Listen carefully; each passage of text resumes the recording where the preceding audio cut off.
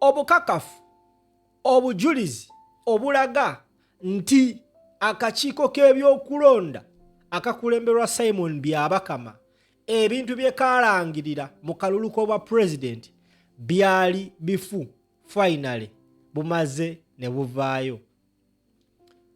Njagala onkolera ebintu bisatu kweno video.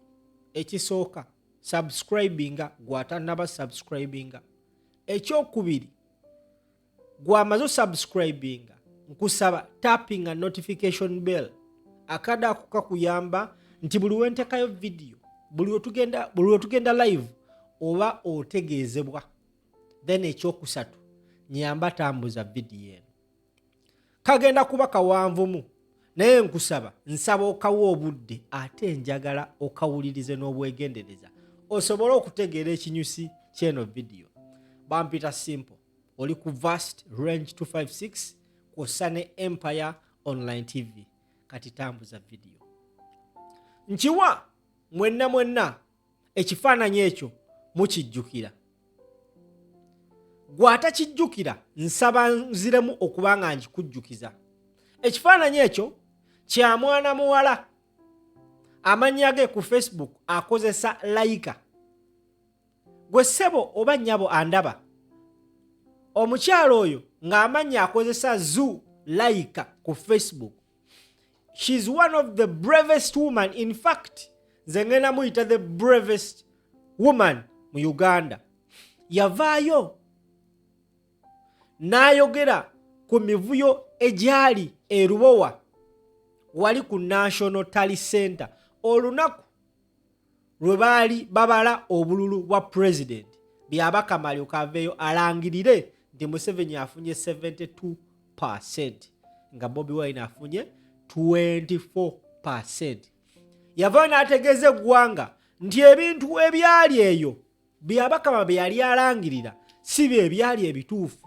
Era n'atutegeeza nti tenti eyo gye twalaba nnene eyo gy'olaba ayimiriddemu emabega waayo waaliyo katenti akatono ewali watuukira results entuufu. Byabakama ye n'asoma results ze bamuwadde nga si nfu.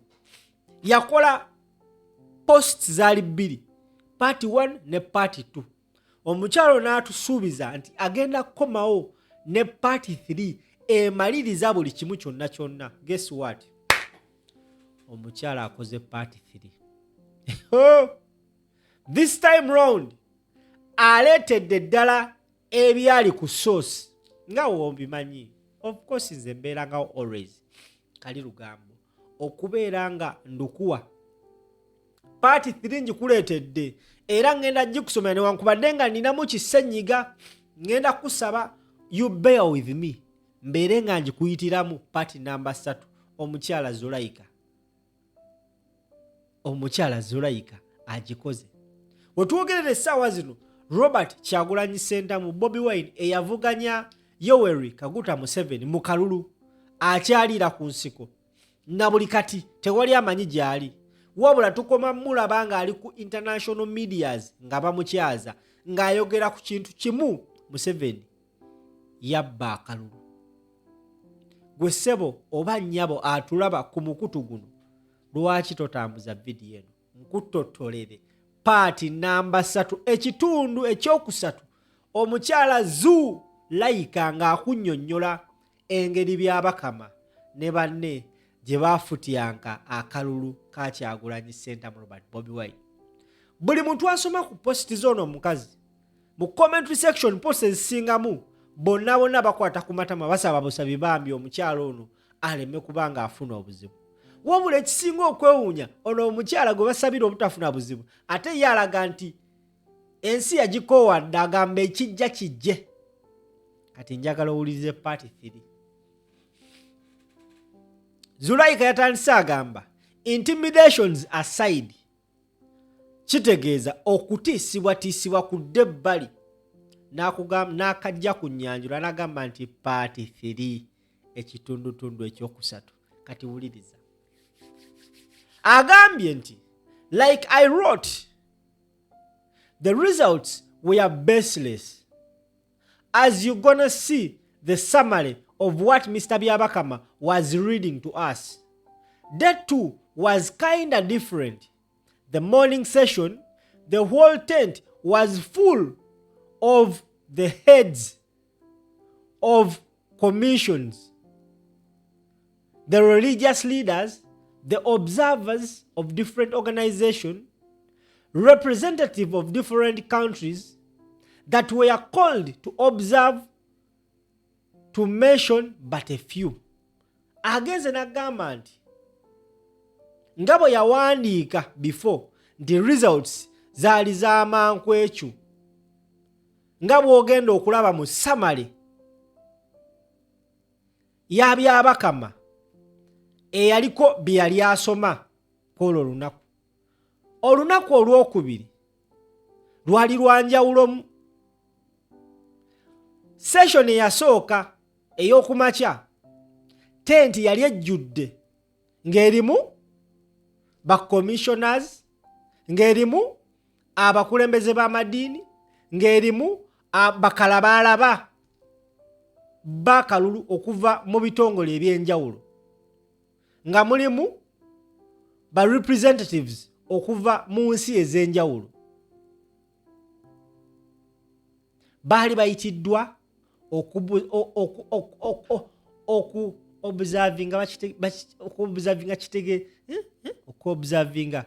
they were called to observe, to mention but a few.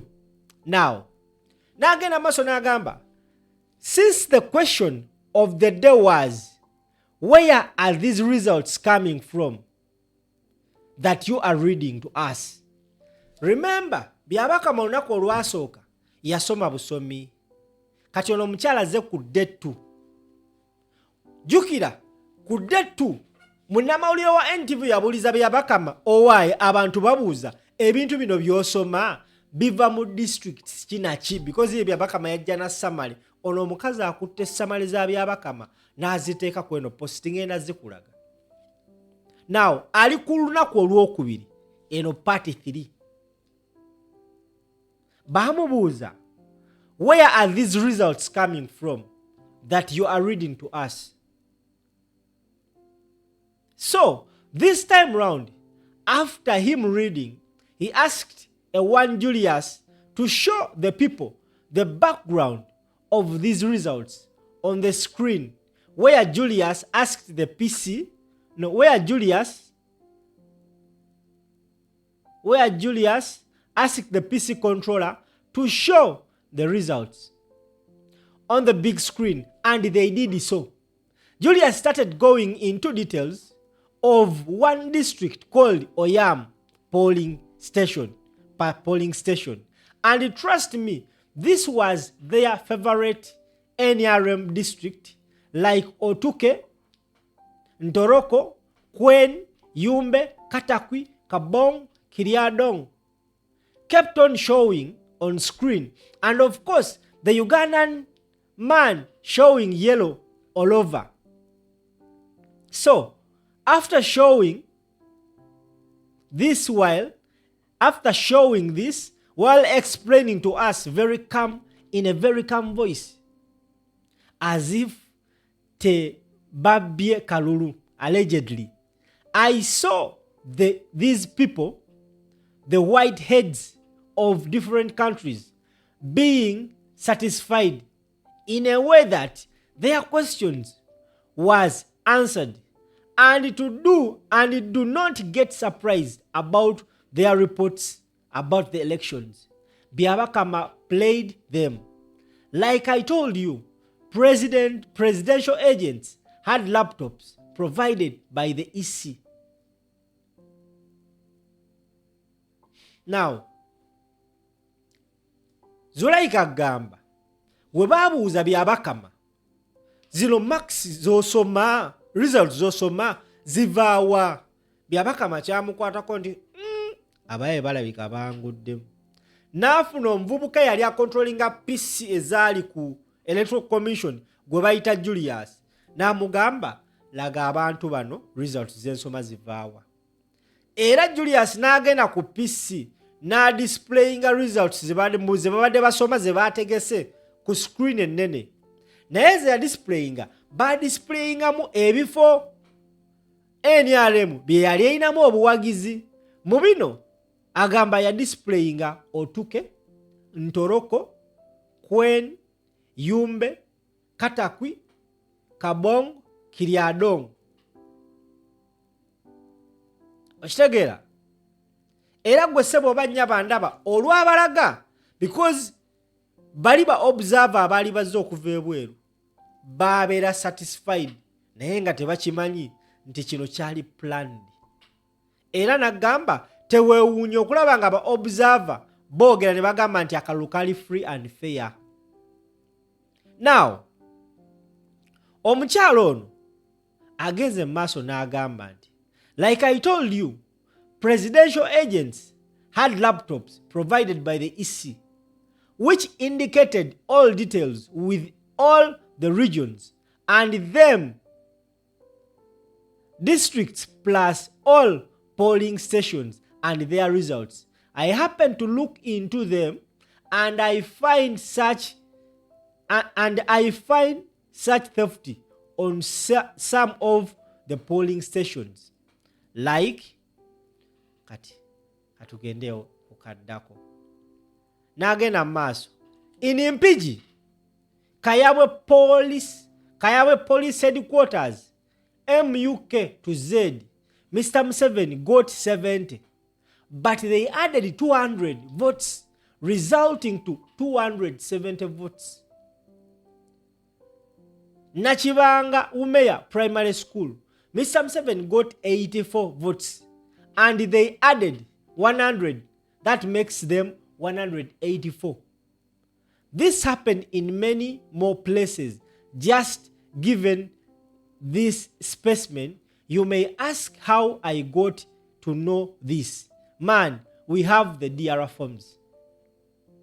Below are the results that Byabakama kept on reading and he could not explain where he was getting them from. Apart from a few districts, he gave us that one morning. And when these people left, international people, he again just read figures. Agambye nti okugezanga mu Mpigi ekifo nasoma polling station emanyikibwa nga Kayabwe police headquarters MUK to Z Museveni yafunawo obululu 7 ne bagattako ebibiri ne bubeera obululu 207 n'akusomera polling station endala eya Nakibanga Umeya Primary School Museveni yafuna obululu 84 ne bagattako 10 n'afuna obululu 184.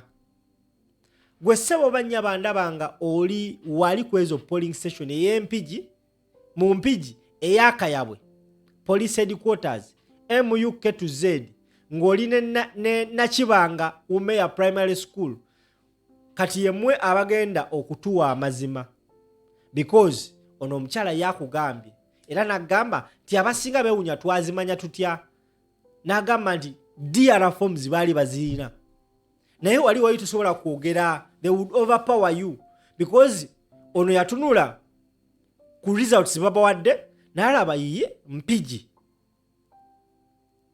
Kayabwe police headquarters Museveni afunye 70 lwaki bamuwadde 270 kyovola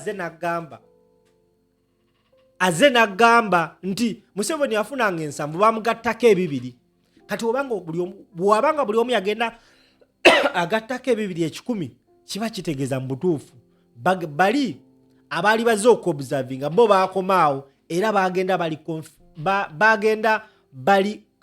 bali convinced nti yes egisajja kikubya akalulu. Era nagamba nti bali we bagenda ba observer Byabakama naddayo ku nkola ye yasomanga busomi ng'ensi temanyi results zasoma zivaawa.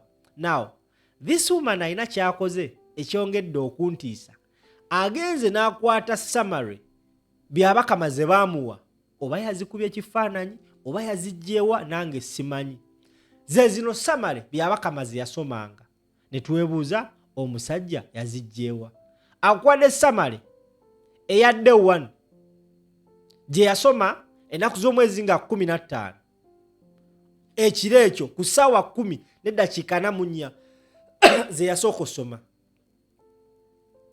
zeezo ng'akulaga nti NUP yali eyina obululu 7,753 making 33.6%. Museveni ng'alina obululu 1,432 making it 67%. That was the first reading gye yasoma ku ssaawa zaali 4:45. Now olunaku olwokubiri enkeera ddettu n'ajja era asoma ku ssaawa zaali 3:3 ku makya. Yasoma ng'agamba Kyagulanyi alina obululu 1,159,929 making it 37. Museveni ng'alina obululu 3,000,000. Awo abantu bwe baakwatira ku neno bagamba tuli ku kiwana eno. Now omukazi akuleetedde this was yes, n'akuleetera day 2 second session gye yasoma ku ssaawa 10:15 ndowooza mujjukira bulungi mu abali bagoberera akalulu kaneeno. Era ng'akulaga nti Museveni Bobi Wine awo yalina obululu akadde kamu mu emitwalo 7. Museveni ng'alina obululu obukadde 6. N'akuleetera day 3 first session eyo yagisoma ku ssaawa 3 ez'okumakya n'eddakiika 5 ku Saturday nga Bobi Wine alina obululu 2,000,000 mu emitwalo 10. Museveni ng'alina obululu 6,000,000 mu emitwalo 85. Then n'akuleetera session eyasembayo eyasinga okumenya abantu emitima mwe yasomera nti Kyagulanyi alina obululu 2,000,000 mu emitwalo 6 nga Museveni alina obululu 7,000,000 mu emitwalo 64 mu 13,778. That day bassebo ne bannyabo bannayuganda abasinga baatandika okufuna ekiyongobero because bino bye baali basoma omukyala agambye Byabakama baatukisa ne bamubuuza by'osoma obijjawa nga Byabakama atunula ngaazi. Era we baalemerako ennyaawo n'afuna omukulu omu n'amugamba abalage results n'akwatawo bu districts Museveni we yali aliidinga n'alaga ba-observer. So now the problem is ba-observer abajja okobservinga akalulu kaneeno we are incompetent baali tebalina kye bamanyi. Now ono omukyala naye yali omu ku ba-observer abaali bazze ng'alina organization gy'ajjiddemu bano kye baali batamanyi. Kumbe naye yali munnankyukakyuka naye ng'azze kukola mulimu gw'eyo organization. N'agamba no, I am going to use this chance to expose the incompetence of the Electoral Commission. Wallahi billahi tallahi omukyala yalabisizza Byabakama ne banne. Yasooka n'akola part 1 n'akola part 2 n'atugamba ngenda kudda ne part 3 bassebo ne bannyabo ka part 3 akasumuludde. Nze omu ku basooso kafuna ne ngamba ngenda kabasoosoterera bannayuganda. Gwatalaba part 1 ne 2 nagikola mu video ennaku ntono nnyo emabega kati eno part 3 ekiggadde okumanya ng'ekiggadde aleese ne sheets Byabakama ze yasoma ku lunaku olwasembayo. Ekisinga okwewuunyisa ne video zisantise okubanga zisafesinga of how ballot stuffing was rampant in Uganda. Naye people have refused to accept nti musajja yabba akalulu. Nina ka clip ke nalabye mu district emu mu Western Uganda waliwo omusajja. This voting was supposed to be a secret ballot box voting. Nti ku box awo oyina beeramu wekko tiikinga. It is supposed to be a secret ballot. Naye mu district emu mu Western Uganda nalaba okulonda mu kifo ekimu nga waliwo omuyaya atudde akutte ssente mbwakutte sente ebinusu mu baafu akuwa ssente n'ogenda wootiikinga ku box mwosuula aka president wabaawo aliwo yalina osooka olabamu otiikinzaani then n'oteekamu Like seriously. It happened. Twalabye abantu nga bapritikinga obululu in broad daylight. Someone mpola nga abakwata. Now these people kye basinga okwerabira nti Kyagulanyi Ssentamu Robert Bobi Wine yabadde talina sasula Laikah okuvaayo okuexposinga ebyali erubowa. Oyo omukyala Bobi Wine Laikah tamumanyi. Naye olw'okuba ti naye alina obulumi bw'ensi ye yagamba no kangende mpozinge nga because okugenda waawo tuukawo tekyali kyangu. Naye omukyala alina organization gye yagiramu nga observer. Okategedde. Now wetwogerere essaawa zino President Robert Kyagulanyi Ssentamu Bobi Wine tewali amanyi mayitire ge. Akyalina waali awo weyeekukumye. Ate ayinza okuba nga alina mu Uganda ng'alina Kampala. Naye bassebo ne bannyabo expect ebintu bino wammanga. Bobi Wine alina okuddamu n'asafesinga in the public domain. Ate Bobi Wine tomusuubira nti agenda yeeweyo eri poliisi. Tomusuubira nti agenda kuddayo mu maka ge mpola asirike atuleyo mu maka ge. No. Expect Bobi Wine to come back ng'akomeddewo mu maanyi. Musuubire in one of the public places in one of these days. Expect something big to happen. Ekyo kibagamba because Kyagulanyi nze mugoberera ye muntu atamala gapowa era yayogera ebigambo byokulwaleemu nti nze sigenda kupowa lwanisa Museveni. Essaawa zino omuntu yenna newe yandibadde nze nina abantu b'entansola abannankyukakyuka abali boogeza amaanyi. Naye kati bakola live nga agamba naye nze mundekeze sibiriimu nkola ki ngamba ono musiru asaana natwala mu safe house bamukube kibooko. You're supposed to keep using the tone you used like 5 months back. Otandika okwogera bw'oti oba ozikizza. Use the tone. I'm not saying nti vuma. I'm not saying nti waayiriza. I'm not saying to incite violence. No. If there is something bad, please speak it out. Say it and say manye. Laikah mukazi. Ne waliwo abasajja abalinga Laikah basinga. Avuddeyo n'akozesa kye yasobola okukozesa. Laikah ayinza obutagenda ku street. Naye kino kyakoze kigatta ettaffaali.